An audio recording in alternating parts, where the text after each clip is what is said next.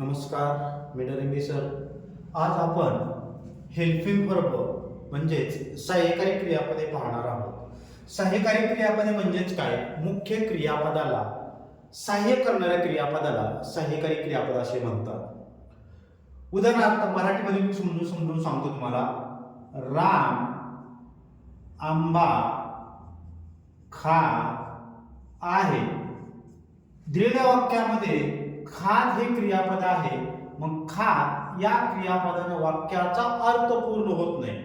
मग वाक्याचा अर्थ पूर्ण होण्यासाठी आहे या शब्दाचं सहाय्य घेतलं जातं, म्हणून आहेला सहाय्यकारी क्रियापद असे म्हणतात. मग इंग्रजीमध्ये हेल्पिंग वर्ब कोणकोणते आहेत? तर इंग्रजीमध्ये प्रामुख्याने हेल्पिंग वर्बचे 3 प्रकार पडतात. पहिला प्रकार आहे टू बीची रूप, दुसरा आहे टू हॅवची रूप आणि तिसरा आहे टू डूची रूप. अत्यंत सोप्या भाषेमध्ये तुम्हाला आज मी हे सहाय्यकारी क्रियापदे समजून सांगणार आहे. आता टू बीचे रूप याच्यामध्ये 2 प्रकार पडतात. एक म्हणजे प्रेझेंट टेन्स म्हणजेच वर्तमान काळी आणि दुसरी म्हणजे पास्ट टेन्स म्हणजेच भूतकाळी. वर्तमान काळी कोणकोणते आहेत? ॲम. बघा, बऱ्याच जणांना वाटतं की ॲम म्हणजे मी, परंतु तसं नाही. ॲमचा अर्थ आहे. ॲम हे एकवचनी आहे. ॲमचा अर्थ होतो आहे. ॲम हे सहाय्यकारी क्रियापद आय या सर्वनामानंतर फक्त वापरलं जातं. ॲमचं वैशिष्ट्य आहे आपण ॲम दुसरीकडे कुठेही वापरत नाही, फक्त आय या सर्वनामानंतरच आपण ॲमचा वापर करतो. आपल्याला ही ॲम म्हणता येणार नाही, सी ॲम म्हणता येणार नाही, फक्त आय एम असंच म्हणता येतं. ॲमचा अर्थ होतो आहे. ॲम हे वर्तमान काळातील वापरलं जाणारं सहाय्यकारी क्रियापद आहे आणि ते एकवचनी आहे. दुसरं सहाय्यकारी क्रियापद आहे इज. इजचा अर्थ होतो आहे. इज हे सुद्धा ॲम सारखं एकवचनी सहाय्यकारी क्रियापद आहे.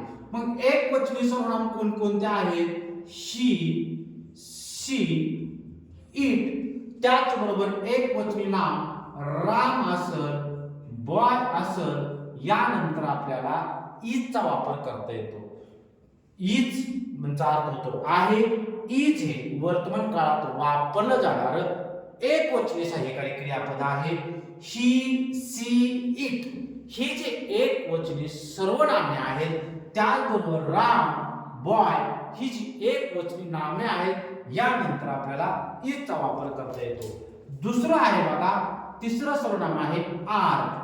आरचा वापर अर्थ होतो आहेत. आर हे अनेक वचनी सहाय्यकारी क्रियापद आहे. वर्तमान काळामध्ये वापरलं जाणारं आर हे अनेक वचनी सहाय्यकारी क्रियापद आहे. मग अनेक वचनी जे सर्वनाम आहेत, उदाहरणार्थ वी असेल, दे असेल, त्याचबरोबर यू असेल, पहिलं यू आणि दुसरं यू ह्याच्यानंतर आर वापरलं जातं. त्याचबरोबर अनेक वचनी नाम असेल, उदाहरणार्थ बॉयज आहे, यानंतर आरचा वापर करता येतो. बघा, पहिलं सांगितलं मी तुम्हाला एम म्हणजे आहे. इजचा अर्थ होतो आहे. आर म्हणजे आहे. आर हे अनेक वचनी सहाय्यकारी क्रियापद आहे. अनेक वचनी सर्वनाम वी, दे, यू आणि बॉयज याच्यानंतर आपल्याला आरचा वापर करता येतो. आता पहिलं यू हे एकवचनी आहे, तरी सुद्धा अपवाद आहे, त्यानंतर काय करायचं? आरचा वापर करायचा.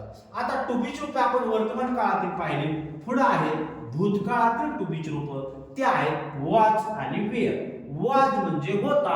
वॉज हे एकवचनी सहाय्यकारी क्रियापद आहे आणि ते अपूर्ण भूतकाळामध्ये वापरलं जातं. वॉजचा अर्थ तो होता. आता वॉज एकवचनी असल्यामुळं जे जे एकवचनी सर्वनाम आहेत, आय असत, ही, सी, इट, त्याचबरोबर एकवचनी नाम आहे बॉय आहे, त्याचबरोबर राम आहे, यानंतर वॉजचा वापर केला जातो. वॉज हे एकवचनी सहाय्यकारी क्रियापद आहे. ते भूतकाळामध्ये वापरलं जातं. वॉजचा अर्थ होता असं होतो. जे जे एकवचनी सर्वनाम आहेत, आय, ही, सी, इट या एकवचनी सर्वनामानंतर त्याचबरोबर बॉय असेल, राम असेल, अशा एकवचनी नामानंतर वॉजचा वापर केला जातो. पुढचा आहे वेअर. वेअरचा अर्थ होतो होते. वेअर हे भूतकाळामध्ये वापरलं जाणारं अनेकवचनी सहाय्यकारी क्रियापद आहे. मग वेअरचा वापर आपण कुठं करतो? वी असल, दे असल, यू असल या सर्वनामानंतर आपण वेअर वापरतो. बघा वेअर कुठं वापरतो? वी, दे, यू या सर्वनामानंतर आपण वेअरचा वापर करतो. त्याचबरोबर अनेकवचनी नाम असं उदाहरणार्थ बॉयज आहे किंवा गर्ल्स आहे, गर्ल्स यानंतर आपण काय करतो? वेअरचा वापर करतो. वॉच म्हणजे होता, वॉच हे एकवचनी सहाय्यकारी क्रियापद आहे. आय, ही, सी, इट एकवचनी सर्वनाम, बॉय, राम एकवचनी नाम यानंतर वॉच वापरतो. वेअर चा अर्थ होतो होते. वेअर हे अनेकवचनी आहे. मग अनेकवचनी सर्वनाम वी असेल, दे असेल, यू असेल हे बॉयज आणि गर्ल्स यानंतर वेअरचा वापर केला जातो. आता आपण हे टू बी रूप पाहिले, and, is, are, was, were आणि थोडक्यामध्ये त्यांचा वापर कसा करायचा हे आपण पाहिलं. आता आपण काय करूया? टू ह्याची रूपे पाहूया. आता टू ह्याची रूपे त्यामध्ये पहिलं आहे वर्तमान काळातील हॅव. हॅवचा अर्थ होतो आहे. तसे हॅवचे 2-3 अर्थ होतात. हॅव म्हणजे आहे आणि ह्याचा अर्थ होतो आहे. आता जर समजा हॅव बरोबर जर क्रियापद आला असेल, उदाहरणार्थ आय हॅव रिटर्न, जर हॅव बरोबर क्रियापद आला असेल तर ह्याचा अर्थ होतो आहे. आय हॅव रिटर्नचा अर्थ झाला मी लिहिलेलं आहे. हॅव बरोबर जर क्रियापद आला असेल तर ह्याचा अर्थ होतो आहे.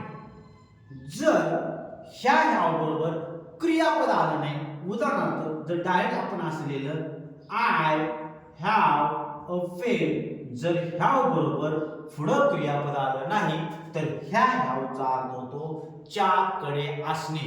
म्हणजे आय हॅव अ पेन, माझ्याकडे पेन आहे. बघा जर हॅव बरोबर क्रियापद आलं तर ह्याचा अर्थ होतो आहे. जर हॅव बरोबर क्रियापद नाही आलं तेव्हा हॅव काय करतं? मुख्य क्रियापदाचं काम करतं. तेव्हा ह्याचा अर्थ होतो च्याकडे असणे. सेम हॅजचं सुद्धा असंच आहे. हॅज जर एकटा आलं तर हॅजचा अर्थ होतो च्याकडे आहे आणि हॅज बरोबर जर समजा क्रियापद आलं तर ह्याचा अर्थ होतो आहे. आता ह्याचा वापर हॅव आणि हॅज यांचा वापर आपण कुठं करतो? बघा जे एकवचनी तृतीय पुरुषी सर्वनाम आहेत, एकवचनी तृतीय पुरुषी सर्वनाम ही, सी, इट त्याचबरोबर एकवचनी नाम उदाहरणार्थ राम आहे, बॉय आहे या सर्वांनंतर आपण काय करतो? हॅजचा वापर करतो. बघा एकवचनी सर्वनाम आहे तृतीय पुरुषी ही, सी, इट, राम असेल, बॉय असेल अशी एकवचनी नाम त्यानंतर हॅजचा वापर करतो. हे सोडून बाकीचे जे सर्वनाम आहेत उदाहरणार्थ आय असेल, वी असेल, दे असेल अनेकवचनी नाम असेल त्यानंतर आपण काय करतो? हॅवचा वापर करतो. उदाहरण तुम्हाला सांगतो मी. बघा आय नंतर आपण काय वापरतो? हॅव वापरतो. वी नंतर काय वापरतो? हॅव वापरतो. यू नंतर काय वापरतो? हॅव वापरतो. दे नंतर काय वापरतो? हॅव वापरतो. आणि अनेकवचनी नाम आला असेल, बॉय झाला असेल या सर्वांनंतर काय वापरतो? आपण हॅव वापरतो. जर एकवचनी नाम आला असेल किंवा एकवचनी तृतीय पुरुषी सर्वनाम असेल ही, सी, इट किंवा बॉय असं जर असेल तर हॅज वापरायचं. जर आय, वी, यू, दे किंवा बॉयज असेल तर त्यानंतर काय केलं जातं? हॅवचा वापर केला जातो. तसं आता हॅड हे भूतकाळी आहे. टू हॅवचं जे हॅड आहे ते भूतकाळी रूप आहे. हॅडचा अर्थ होतो होते किंवा त्याचा दुसरा अर्थ होतो च्याकडे होते. जसं मी हॅवच्या बाबतीमध्ये समजून सांगितलं तसंच हॅडचा सुद्धा अर्थ होता. उदाहरणार्थ जर हॅड बरोबर क्रियापद आलं आय हॅड रिटर्न, जर हॅड बरोबर क्रियापद आलं तर हॅडचा अर्थ होतो होते. जर हॅड बरोबर क्रियापद नाही आलं आय हॅड अ कार, आता हॅड बरोबर पुढे क्रियापद आलं नाही तर इथं हॅडचा अर्थ काय झाला? च्याकडे होते म्हणजे माझ्याकडे कार होती असा अर्थ झाला. जर हॅड बरोबर क्रियापद आलं तर हॅडचा अर्थ झाला होते.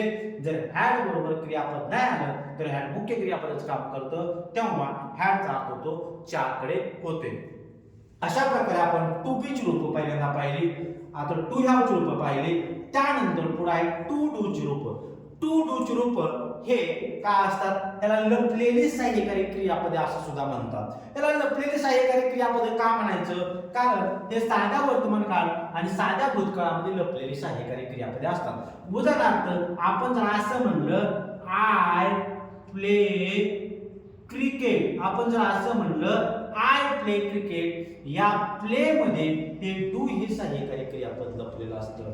आपण जर असं म्हणलं ही प्लेज क्रिकेट, आपण असं म्हणलं जर यस प्रत्यय लागला असेल, यस किंवा इयस प्रत्यय असू द्या, त्याच्यामध्ये काय लपलेलं असतं, डज हे सहाय्यकारी क्रियापद लपलेलं असतं. मी काय सांगितलं, जर क्रियापदाचं मुख्य रूप असेल साध्या वर्तमान काळामध्ये तर त्यामध्ये डू लपलेलं असतं. क्रियापदाला यस किंवा यस प्रत्यय असेल, ठीक नाही, क्रियापदाचं मूळ रूप, त्या मूळ रूपाला यस किंवा यस प्रत्यय असेल तर त्याच्यामध्ये काय लपलेलं असतं, डज हे सहाय्यकारी क्रियापद लपलेलं असतं. हे डू डज तुम्हाला मी सविस्तर काळामध्ये सांगणार आहे. पुढे आहे बघा डीड. डीड हे साध्या भूतकाळामध्ये लपलेलं सहाय्यकारी क्रियापद असं म्हणायचं. मग साध्या भूतकाळामध्ये उदाहरणार्थ आपण असं म्हणलो I wrote a letter, I wrote a letter. आता रोट हे V2 चं फॉर्म आहे, V2 आहे म्हणजे क्रियापदाचं दुसरं रूप आहे. जर क्रियापदाचं दुसरं रूप असेल तर त्याच्यामध्ये काय लपलेलं असतं, डीड हे सहाय्यकारी क्रियापद लपलेलं असतं. हे बाहेर कधी निघतात सर, हे बाहेर आपण वाक्य नकारार्थी करताना, क्वेश्चन टॅग करताना आपण हे सहाय्यकारी क्रियापदे काय करत असतो, बाहेर काढत असतो. तर आज आपण काय पाहिलं, टू बीच रूपे, am is are, was were, am म्हणजे आहे, इज म्हणजे आहे, आर म्हणजे आहे, वॉज म्हणजे होता, वेअर म्हणजे होते, हे टू बीच रूप पाहिले. आपण पुढे पाहिले टू ह्यावचे रूप. टू ह्यावचे रूप आहे हॅव आणि हॅज.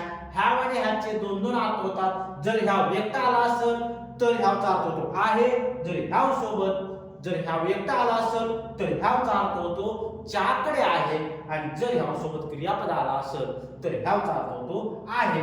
हॅडचं बाबतीत सुद्धा तसंच आहे. पुढे हॅड आहे, हॅडचा अर्थ होतो होते. जर हॅड सोबत क्रियापद आलं तर हॅडचा अर्थ होतो होते. जर हॅड सोबत क्रियापद नाही आलं तेव्हा हॅडचा अर्थ होतो ज्याकडे होते. आता हॅड हे पूर्ण भूतकाळामध्ये एकटच आहे, तुम्ही सगळीकडे हॅड वापरू शकता. I had, we had, you had, he had, she had, they had, boy had, Ram had, Gita had, सगळीकडे तुम्हाला हॅड वापरता येईल. पुढे मी तुम्हाला समजून सांगितले टू डू ची रूपे. टू डू ची रूपे कोणते आहेत, डू आणि डज आणि डीड. डू आणि डज हे वर्तमान काळात लपलेले असतात, तर डीड हे साध्या भूतकाळामध्ये लपलेलं सहाय्यकारी क्रियापद आहे. क्रियापदाच्या मूळ रूपामध्ये डू असतं, क्रियापदाला यस प्रत्यय असेल तर डज असतं, आणि क्रियापदाचं दुसरं रूप असेल तर त्याच्यामध्ये डीड हे सहाय्यकारी क्रियापद लपलेलं असतं. सगळ्यांना समजलं का? सगळ्यांना आवडते का? आवडलं तर नक्की लाईक करा, शेअर करा आणि सबस्क्राईब करायला विसरू नका. धन्यवाद.